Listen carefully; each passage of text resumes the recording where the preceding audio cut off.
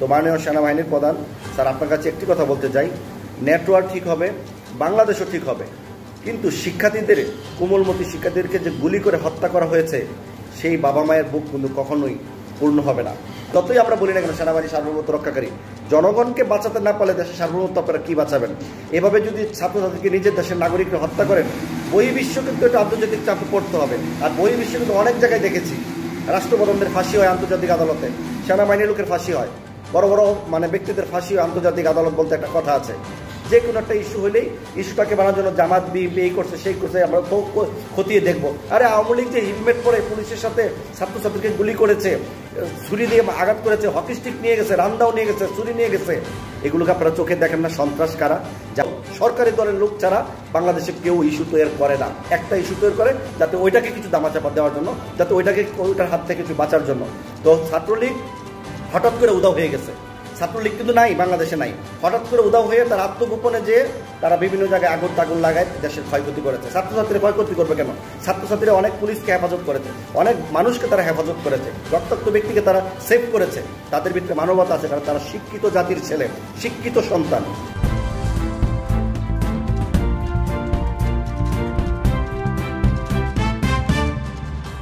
প্রিয় বাংলাদেশ সেনাবাহিনী এবং মাননীয় সেনাবাহিনীর প্রধান, আসসালামু আলাইকুম। আপনাদের উদ্দেশ্যে আমার কিছু কথা একজন সাবেক সেনা সদস্য হিসাবে, আপনারা কম বেশ অবশ্যই আমার কথাগুলো আপনারা শুনেন, জানেন, হয়তো চিনেন। তো সেই পরিপ্রেক্ষিতে আজ বাংলাদেশের পরিস্থিতি নিয়ে কিছু কথা না বললেই নয়। তো বাংলাদেশের সেনাবাহিনীর উদ্দেশ্যে আমার কথা, আমরা যতটুকু জানতে পারলাম যে শিক্ষার্থীদের উপরে আপনারাও কতটুকু দোষী এবং কতটুকু ভালো কাজ করেছেন একমাত্র আল্লাহ ছাড়া কেউ জানে না। একমাত্র বিদ্যুৎ ইন্টারনেট যখন চালু হবে পরিপূর্ণভাবে তখনই আমরা দেখতে পাবো। কারণ আমার বাহিনী ছিল সেনাবাহিনী, তাই আমি সেনাবাহিনীর পক্ষ নেই, আর সেনাবাহিনীকে কিছু বলি সেটা অধিকার আমার আছে। তো মাননীয় সেনাবাহিনীর প্রধান, তো আমরা দেশের মানুষ সেনাবাহিনীর উপর কোনো আস্থা ছিল না, আমি আগেও বলেছি, এখনও বলছি। এখনই একটা সুযোগ বাংলাদেশ সেনাবাহিনীকে জনগণের সামনে প্রতিষ্ঠিত করা ও উন্মোচন করা এবং তাদের সামনে আসা জনগণের দুঃখ কষ্টগুলো। আপনারা জানেন বর্তমান 18 কোটি মানুষের, বর্তমান সরকারের দলীয় লোক ছাড়া জনগণের কোনো মা বাপ নাই এই দেশে। তো সেনাবাহিনী হচ্ছে বাংলাদেশ মানুষের শেষ ভরসা এবং আস্থার প্রতীক। এবং আপনি একটা জিনিস দেখেন, এই পর্যন্ত কত মানুষকে তারা গুলি করে হত্যা করেছে, বিজেপি করেছে, পুলিশ করেছে, এবং শুনতেছি আর্মিও নাকি হেলিকপ্টার থেকে গুলি করেছে। সত্যমিথ্যা তার কিছুদিন পরে বের হবে। যদি তাই হয়ে থাকে, সেনাবাহিনীকে অন্তত জাতির সামনে ক্ষমা চাওয়া উচিত। আর না হয় সেনাবাহিনী একটা ভালো একটা অবস্থান তৈরি করে জনগণের পাশে থেকে এই দেশ শাসন করার একটা সুযোগ নিক।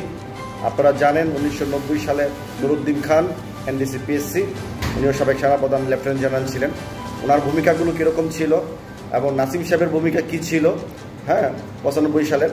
তো সব সেনাপ্রধানরা দেশের প্রতি কিছু না কিছু পক্ষ নিয়ে বা দেশের জনগণের পক্ষ নিয়ে কাজ করে থাকে।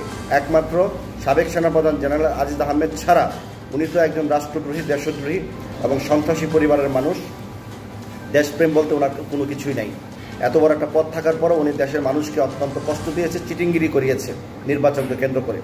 তো মাননীয় সেনাবাহিনীর প্রধান স্যার, আপনার কাছে অনুরোধ রাখলাম, আপনি এখনও সময় আছে, দেশের মানুষের পক্ষে কাজ করুন। কারণ সরকার যে পদক্ষেপ নিতে যাচ্ছে, একটার পর একটা তারা মানুষকে হত্যা করায় তাদের মহা কলা কৌশল জেগে উঠেছে। কালকে একটি সংবাদ সম্মেলনে দেখলাম আইনমন্ত্রী এবং তথ্যমন্ত্রী এবং শিক্ষামন্ত্রী যে ধরনের কথা ওনারা বলছে, যে এই নিহত ছাত্রছাত্রীরা পাশে কারা কারা মারা গেছে, কোন কোন দলের লোক মারা গেছে, এগুলো হিসাব করতেছে। এবং এইগুলো তো ছাত্রছাত্রী হতে পারে না, অন্য লোক ঢুকছে। এই কতগুলো লোক মারা গেছে, পুলিশ কতজন মারা গেছে, এবং অন্য অন্য দলের লোকেরা উস্কানি দিচ্ছে কিনা, জামাত বিএনপি উস্কানি দিয়েছে, এই ধরনের একটা মন্তব্য করে একটা দেশটাকে আর একটা অরাজকতা এবং আপনাকে একটা উচ্ছৃঙ্খলের দিকে নিয়ে যাচ্ছে। এত মানুষ তারা গুলি করে হত্যা করেছে, কোনো হসপিটালে জায়গা নেই, বিভিন্ন লাশ বিভিন্ন জায়গায় বেশি উঠতেছে এবং দুর্গন্ধ আসতেছে, মানুষে এগুলো আমাদেরকে জানাচ্ছে। এবং এত পরিমাণ লাশ তারা নিয়েছে, এই জন্য ইন্টারনেট তারা হয়তো বন্ধ করে দিয়েছে, যাতে লাশগুলো পচে যায়, লাশগুলো নষ্ট হয়ে যায়। তো সেইগুলো যেন কোনো আলামত সৃষ্টি না পায়, একজন বেওয়ারিশ লাশ হিসেবে পরিচিত পায়, এই জন্য হয়তো ইন্টারনেট দিচ্ছে না। তা না হলে বাংলাদেশে যখন কোনো দুর্ঘটনা ঘটায়, হেফাজত ইসলামের সময় কারেন্ট ছিল না, বিদ্যুৎ ছিল না, ইন্টারনেট ছিল না। তো এবারেও তারা কারেন্ট বিদ্যুৎ নিয়ে গেছে, তার মানে একই সুতা গাঁথা দুইটি হত্যাকাণ্ড। আর বিডিআর হত্যাকাণ্ড ছিল দিনের বেলা, সূত্র একটাই, এটা আকস্মিকভাবে তারা প্ল্যানিংভাবে করেছে, যেটা জনগণ বুঝতে পারে নাই। তো 13 সালে হেফাজত ইসলামের হত্যা এবং 2024 সালে ছাত্রছাত্রীদেরকে মানে পরিকল্পিতভাবে হত্যা, এটা একই সুতার গাঁথা। তো মাননীয় সেনাবাহিনীর প্রধান স্যার, আপনার কাছে একটি কথা বলতে চাই, নেটওয়ার্ক ঠিক হবে, বাংলাদেশও ঠিক হবে, কিন্তু শিক্ষার্থীদের, কোমলমতি শিক্ষার্থীদেরকে যে গুলি করে হত্যা করা হয়েছে, সেই বাবা মায়ের বুক কিন্তু কখনোই পূর্ণ হবে না। আর বাংলাদেশ সেনাবাহিনী শান্তিরক্ষী বাহিনী হিসাবে জাতিসংঘ মিশনে যেতে হয়। বাংলাদেশ সেনাবাহিনীর কিছু নিজের মধ্যে, মানে বাংলাদেশ সেনাবাহিনী জাতিসংঘ যখন যায়, ওই দেশের শান্তি শৃঙ্খলা বজায় রাখার জন্য যায়। তো বাংলাদেশের জন্য সেনাবাহিনী কতটুকু শান্তি শৃঙ্খলা বজায় রেখেছে সেই বিষয়ে আমরা একটা আগ্রহ প্রকাশ করছি। মাননীয় সেনাবাহিনীর মধ্যে একবার ভেবে দেখেন, বাংলাদেশের মধ্যে অশান্তি সৃষ্টি করে বিদেশে আপনারা যাবেন শান্তি শৃঙ্খলা বজায় রাখতে জাতিসংঘের মিশনে, তাহলে তো বোঝা যাচ্ছে নিজের দেশের চাইতে অন্য দেশ আপনাদের কাছে প্রিয়। তার মানে আপনারা অর্থের জন্য ওই দেশে যাচ্ছেন, অর্থের জন্য ওই দেশকে ভালোবাসেন।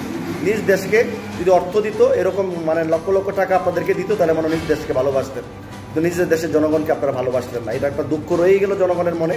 আরেকটা কথা বলি, সেনাবাহিনী কি শুধু দেশের কালভার্ট, আপনার ওই যে রাস্তাঘাট তৈরির কাজে নিয়োজিত?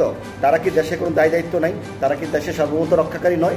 যতই আমরা বলি না কেন সেনাবাহিনী সার্বভৌমত্ব রক্ষাকারী, জনগণকে বাঁচাতে না পারলে দেশের সার্বভৌমত্ব আপনারা কী বাঁচাবেন? এভাবে যদি ছাত্রছাত্রীকে নিজের দেশের নাগরিকরা হত্যা করেন, বহির্বিশ্ব কিন্তু একটু আন্তর্জাতিক চাপে পড়তে হবে। আর বহির্বিশ্ব কিন্তু অনেক জায়গায় দেখেছি, রাষ্ট্রপ্রধানদের ফাঁসি হয় আন্তর্জাতিক আদালতে, সেনাবাহিনীর লোকের ফাঁসি হয়, বড় বড় মানে ব্যক্তিদের ফাঁসি হয় আন্তর্জাতিক আদালত বলতে একটা কথা আছে। তো কুঠা দিয়ে আমাদের বর্তমানে যে পরিস্থিতি হয়েছে, মাননীয় সেনাবাহিনীর প্রধান, এখনও সময় আছে, আপনারা ছাত্রছাত্রীদের সঠিক তদন্তটা করুন, সঠিকভাবে তারা কতজন মানুষকে হত্যা করেছে, হসপিটালে মর্গে চেক করুন কতগুলো মানুষকে তারা হত্যা করেছে। প্লিজ হত্যা মানে এগুলো চেষ্টা করুন। সেনাবাহিনীকে অন্তত পুলিশের মতো একটা নিশৃঙ্খল মানে উচ্ছৃঙ্খল বাহিনী হিসেবে জনগণের সামনে প্রকাশ করবেন না। কারণ সেনাবাহিনীতে আমি চাকরি করেছি যতদিনই, সেই দলটাকে আমি, দেশটাকে ভালোবাসি, সেই বাহিনীটাকে ভালোবাসি। তাই কুঠা আন্দোলনকারীদের পক্ষে আপনারা থাকুন। এখন যতই আন্দোলন সংগ্রাম তারা মেনে নেক না কেন, কথা কিন্তু একটাই, কুঠা দিয়ে করব কি, আমার ভাই কি ফিরবে, আমার ভাই ফিরবে কি, কুঠা তোর কুঠা তুই নে, শহীদ ভাই বোনদের ফিরিয়ে দে। এই যে কথাগুলো, এই কথাগুলো তারা কিন্তু কুঠা আন্দোলন করেছে, তাদের যৌক্তিক আন্দোলন ছিল পার্সেন্টেজ যেন কমানো হয়। কিন্তু যখনই পার্সেন্টেজ সরকার কমাইছে, এর পরিপ্রেক্ষিতে সমস্ত লোককে তারা মায়েরে তছনছ করে ফেলাইছে। এক একটা ছাত্র বাংলাদেশের সবচেয়ে গ্রাজুয়েট এবং সবচেয়ে ব্রিলিয়ান্ট স্টুডেন্ট ছিল, যারা ইউনিভার্সিটিতে চান্স পায়, তারা কী লেভেলের লোক হতে পারে? মাননীয় সেনাবাহিনী আপনাদেরকে বলছি, সেই লোকগুলো নির্বিচারে হত্যা করা মানে বাংলাদেশকে হত্যা করা, বাংলাদেশের শিক্ষা ব্যবস্থাকে ধ্বংস করা, বাংলাদেশের আগামী প্রজন্মকে ধ্বংস করা, বাংলাদেশের আগামী রাষ্ট্র পরিচালনাকে ধ্বংস করা। কারণ শিক্ষিত ব্যক্তির হাতে রাষ্ট্র সুরক্ষিত হয়। যারা রাষ্ট্র পরিচালনা করতেছেন তারা লোভী, লালসা নিয়ে রাষ্ট্র পরিচালনা করতেছেন, মিথ্যাদের রাজনীতি করতেছেন। যে কোনো একটা ইস্যু হলেই ইস্যুটাকে বানানোর জন্য জামাত বিএনপি এই করছে সেই করছে, আমরা তো খতিয়ে দেখবো। আরে আওয়ামী লীগ যে হেলমেট পরে পুলিশের সাথে ছাত্রছাত্রীকে গুলি করেছে, ছুরি দিয়ে আঘাত করেছে, হকি স্টিক নিয়ে গেছে, রান্দাও নিয়ে গেছে, ছুরি নিয়ে গেছে, এগুলোকে আপনারা চোখে দেখেন না? সন্ত্রাস কারা? যারা জ্বালাও পোড়াও করেছে, এগুলো আন্তর্জাতিকভাবে একটা ইস্যু দেখানোর জন্য, যে বিভিন্ন ইকুইপমেন্ট পুড়েছে, দেশের ক্ষয়ক্ষতি হয়েছে, এগুলো দেখানোর জন্য। কিন্তু যখন ইন্টারনেটটা চলে আসবে, প্রুফ একবার না একবার আসবেই। ছাত্রছাত্রীরা কি কখনো হেলমেট ব্যবহার করেছে? যারা আগুন লাগিয়েছে, যাতে বলতে পারবে যে যারা ছাত্রছাত্রীরা আগুন লাগিয়ে দেশের ক্ষতি করেছে আগুন লাগিয়ে, কিন্তু না, আগুন লাগিয়েছে অন্য দল, সরকারি দলের লোক ছাড়া বাংলাদেশে কেউ ইস্যু তৈরি করে না। একটা ইস্যু তৈরি করে যাতে ওইটাকে কিছু দামাচাপা দেওয়ার জন্য, যাতে ওইটার হাত থেকে কিছু বাঁচার জন্য। তো ছাত্রলীগ হঠাৎ করে উধাও হয়ে গেছে, ছাত্রলীগ কিন্তু নাই, বাংলাদেশে নাই। হঠাৎ করে উধাও হয়ে তারা আত্মগোপনে যে তারা বিভিন্ন জায়গায় আগুন লাগায় দেশের ক্ষয়ক্ষতি করেছে। ছাত্রছাত্রীরা ক্ষয়ক্ষতি করবে কেন? ছাত্রছাত্রীরা অনেক পুলিশকে হেফাজত করেছে, অনেক মানুষকে তারা হেফাজত করেছে, রক্তাক্ত ব্যক্তিকে তারা সেভ করেছে। তাদের ভিতরে মানবতা আছে, কারণ তারা শিক্ষিত জাতির ছেলে, শিক্ষিত সন্তান। তো অতএব মাননীয় সেনাবাহিনীকে বলবো, মাননীয় সেনাবাহিনীর প্রধানকে বলবো, স্যার প্লিজ বিনয়ের সাথে দেশটার দায়িত্বটা আপনারা নেন। এই সরকার যে প্ল্যানিং করেছে, আরও অনেক মানুষকে তারা হত্যা করবে বিভিন্ন ইস্যু দেখিয়ে। তো যে যেখানে আছেন সবাই লাইভটা শেয়ার দিবেন। আর আমার এই ভিডিওটা আমার ইউটিউব চ্যানেল এবং আমার এই পেজ একই নাম, জাফর বিডি এক্স আর্মি, এবং আমার দুইটা পেজ আছে, জাফর বিডি এক্স আর্মি একটা, এমডি জাফর সরকার ইউথ লিডার, এবং আমার ইউটিউব চ্যানেলের নাম জাফর সরকার, জাফর বিডি এক্স আর্মি। তো সবাই ধন্যবাদ, ভালো থাকবেন।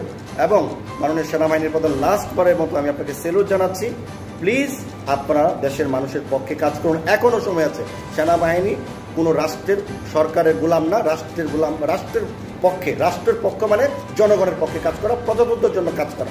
যে দেশে জনগণ থাকবে না সেই দেশে সেনাবাহিনীতে কী হবে, সার্বভৌমত্বতে কী হবে, রাষ্ট্রতে কী হবে, মানে মানে আপনার এই দেশ দিয়ে কী হবে, যেখানে মানে জনগণের মূল্যায়ন না থাকবে, জনগণের মানে জীবন নিরাপত্তা না থাকবে। তো সেই বিষয়ে বাংলাদেশ সেনাবাহিনী যেন একটা সুরক্ষিতভাবে, একটা কঠিনভাবে একটা ডিসিশন নেয়, যাতে জনগণের জন্য আর কোনো ক্ষতি না হয়। এবং যাদেরকে ছাত্রছাত্রীদেরকে বিনা নির্বিচারে হত্যা করেছে সেগুলোর প্রতিশোধ যেন সেনাবাহিনী নেন। কারণ বাংলাদেশের বিচার বিভাগ অন্ধ, গণতন্ত্র নষ্ট, এবং এই সরকার কখনোই ভালো কিছু বিচার করবে না। খারাপটাকে, সত্যটাকে মিথ্যা বানাবে, মিথ্যাটাকে সত্য বানানোই বর্তমানে এই সরকারের কাজ। ধন্যবাদ সবাইকে। আসসালামু আলাইকুম।